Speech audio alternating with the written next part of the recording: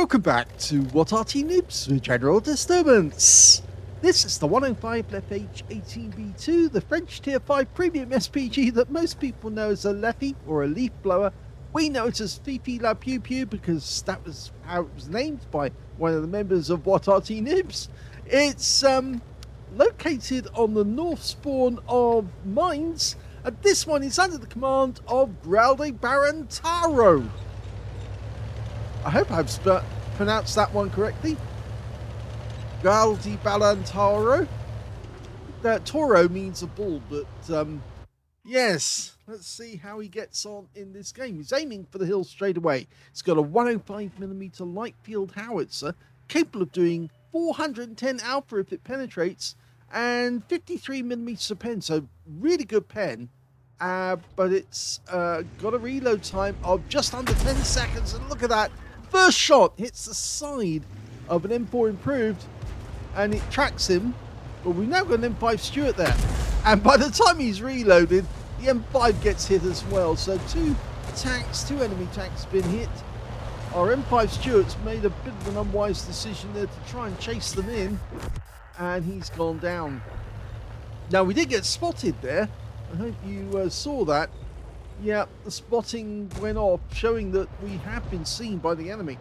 And there is an enemy Arty in this game. It's an SU-122A, and he can reach this far on the battlefield.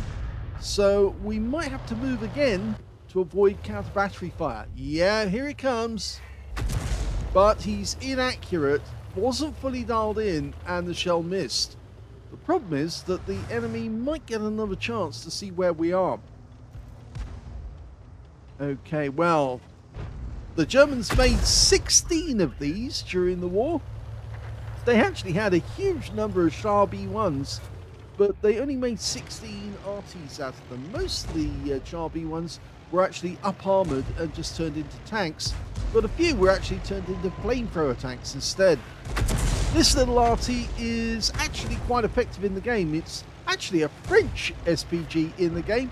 Really should be a German one. In fact, there's a lot of tanks in the game that should be German, but they haven't been made German by Wargaming simply because there were just too many German premium tanks if they did. You see, the Germans actually like capturing tanks.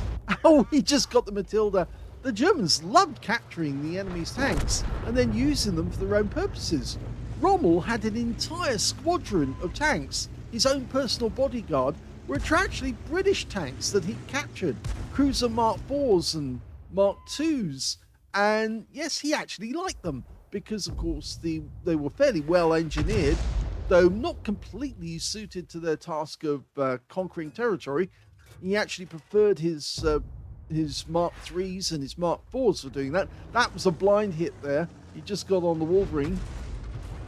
But he did actually have these tanks, and they called them prize panzers. Butte panzer is the actual term. And he found the enemy Arty, who's made an unwise decision to get spotted, and now he's out the game. That's a second kill for graldebarantauro. Quite a name, that one. Okay. Oh, he's done it to the Wolverine as well. 3 kills. Oh, he's having a good game. Okay, so yes, the Germans actually did capture a lot of tanks, and then they converted them into whatever purpose they wanted. In fact, a lot of tanks were actually turned into garrison tanks. That is, they would actually hold the territory that the Germans had captured, and they would use that extra armor to enforce their garrison of the land, the territory. So a lot of French tanks that were captured by the Germans were actually then put into use to garrison France and make sure that the French couldn't take it back. Well, they failed, but that's because really they didn't have enough troops to cover all of France. In fact, they barely had enough troops even just to capture Russia, and they lost most of their best troops during the early stages of the war. So yes, the PP, as a lot of people call it in our group, is basically a captured tank.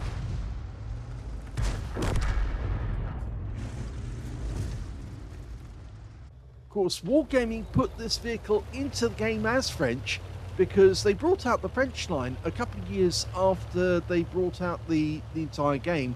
They started with the Germans and the Soviets, and then they added the Americans, then they added the French. And when they added the French to the mix, they needed something to bring into the game that was special, something that would actually interest a lot of people. And one of the premium tanks they came up with was this one. And you can see the graldebarantauro has actually got 2 marks of excellence. So he's a really good player, because getting a mark of excellence on this Arty is actually quite difficult, because so many people have it and so many people play it. They love playing it. It's the reload time, really, more than anything, that gets you. 8.92 seconds by the book, but it can actually fire once every 7.85 seconds. And he's found an M10 RBFM only a short distance away, and he's manually aiming at the guy. Now, his reload time is fast by Arty standards, but not fast by tank standards. And this M10 is coming in for a ram, but oh dear, he made a mistake. You can't ram this thing, it's a heavy tank. And that's it, the game's over. Here's the end of battle results, and that was the first class tanker for graldebarantauro in the 105 leFH18B2. He managed to get a bruiser medal for getting at least 5 critical hits. In this one, he got 13. A fighter badge for getting at least 4 kills. He got 4 exactly. A Stark's medal for destroying at least 2 enemy vehicles, taking at least 2 hits from the enemy, and surviving the battle, having received or lost 2/3 of your hit points. And these are difficult to get. Trust me, I've had quite a few of them. On top of that, he got rammed by that enemy tank and managed to survive a ramming when the enemy was actually doing, or the Arty was doing, less than 10 kilometers an hour, and when he was rammed. These are also very difficult to get, very rare. And on top of that, he got the high caliber for dealing the most damage in the game. Well, yep, he called it crash test, this one. Normally, we say that's bugs on the windshield, because you see, light tanks like to ram the Shure MV7X because, of course, they think, oh, yes, I can easily kill this because it's only an Arty. But it's not, it's a heavy tank. The Shure MV7X was 35 tons in weight. And so it was really, really heavy. So you're trying to ram something that's very solid. You might as well just ram your light tank into a rock. You probably get the same result. But the thing is that in the game, it's a big mistake for any light vehicle. And of course, the M10 RBFM is basically a very light medium tank. And he rammed that guy, and he just went out of the game like that, because he'd already been badly damaged by Barantauro's shot, so he didn't really have the strength to stay alive once he actually rammed. So yes, he was out the game, but a very funny one at that. Let's have a look at the team scores. And we can see the highest damage in the game was 1,962 hit points, and that got a high caliber for graldebarantauro. The second highest damage in that game turned out to be the KV-1 with 1,745. And the third highest damage, well, that was the AEC, who managed 1,698.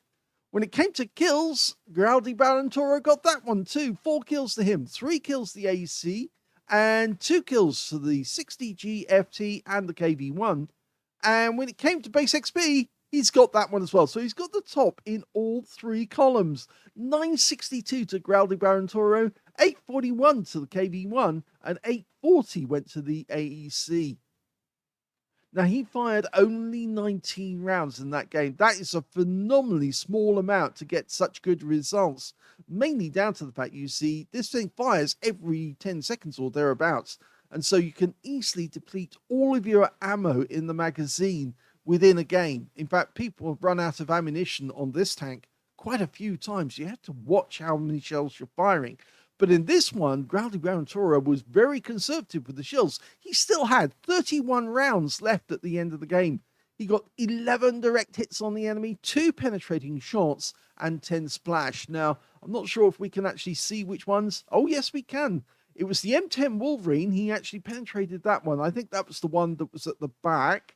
And he also hit the SU-122A, which of course has got very thin armor because it's an Arty. It's not designed to withstand artillery rounds or anything more than just shell splinters and bullets. So yes, he penetrated those two. He also got 10 splashes, 1,962 hit points of damage, of which 1,492 were at more than 300 meters. So you can see some close range damage, and most of that was on the M10 RBFM. He also received 2 hits from the enemy, but only 1 penetrated, and he also had 1 hit by way of splash damage from the enemy Arty. 1 enemy vehicle spotted, that was I think the M10 RBFM. 7 enemy vehicles were damaged, 4 killed, and 90 hit points of damage assistance. On a free-to-play account, he actually made a profit on this game, 29,079 credits. And he also took away 1,347 experience points as well.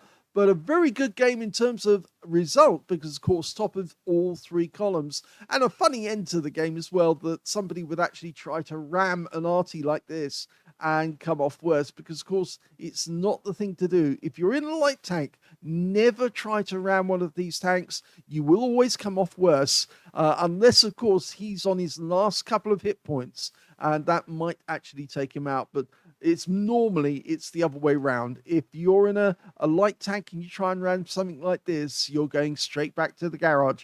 So congratulations to graldebarantauro. Good game. Like to see a ram at the end. And he got 2 medals out of it. So that was a good result.